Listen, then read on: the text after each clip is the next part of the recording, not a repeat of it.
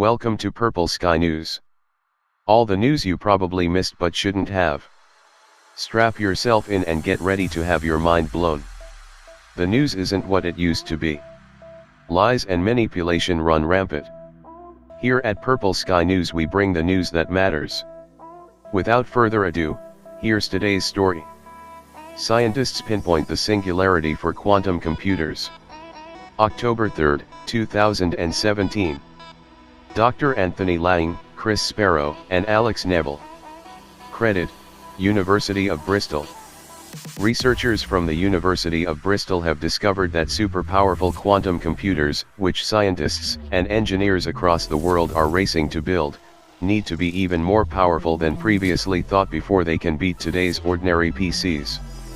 Quantum computers are a new type of machine that operate on quantum mechanical hardware and are predicted to give enormous speed advantages in solving certain problems. Research groups at leading universities and companies, including Google, Microsoft, and IBM, are part of a worldwide race to realize the first quantum computer that crosses into the quantum computational singularity. This represents a problem so complex that today's top supercomputer would take centuries to find a solution, while a quantum computer could crack it in minutes. Now a team of scientists from Bristol have discovered that the boundary to the singularity is further away than previously thought. The research is reported this week in Nature Physics. The results apply to a highly influential quantum algorithm known as boson sampling, which was devised as a very direct route to demonstrate quantum computing supremacy over classical machines. The boson sampling problem is designed to be solved by photons, particles of light, controlled in optical chips, technology pioneered by Bristol's Quantum Engineering and Technology Labs, QETLabs. Predicting the pattern of many photons emerging from a large optical chip is related to an extremely hard random matrix calculation. With the rapid progress in quantum technologies, it appeared as though a boson sampling experiment that crossed into the quantum computational singularity was within reach. However, the Bristol team were able to redesign an old classical algorithm to simulate boson sampling, with dramatic consequences. Dr. Anthony Laing, who heads a group in QETLabs and led this research, said, "It's like tuning up an old propeller aeroplane to go faster than an early jet aircraft. We're at a moment in history where it is still possible for classical algorithms to outperform the quantum algorithms that we expect to ultimately be supersonic." But demonstrating such a feat meant assembling a crack team of scientists, mathematicians, and programmers. Classical algorithms expert Dr. Raphaël Clifford, from Bristol's Department of Computer Science, redesigned several classical algorithms to attack the boson sampling problem, with the 1950s Metropolised Independence Sampling algorithm giving the best performance. The simulation code was optimized by QETLabs researcher E.J., a former LucasArts programmer.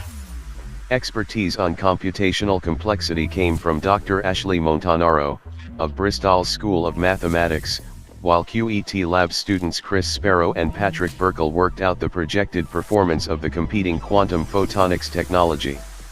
At the heart of the project and bringing all these strands together was QETLabs PhD student and first author on the paper, Alex Neville, who tested, implemented, compared, and analyzed all of the algorithms. He said, "The largest boson sampling experiment reported so far is for 5 photons. It was believed that 30 or even 20 photons would be enough to demonstrate quantum computational supremacy. Yet he was able to simulate boson sampling for 20 photons on his own laptop, and increase the simulation size to 30 photons by using departmental servers." Alex added, "With access to today's most powerful supercomputer, we could simulate boson sampling with 50 photons." The research builds on Bristol's reputation as a center of activity for quantum science and the development of quantum technologies.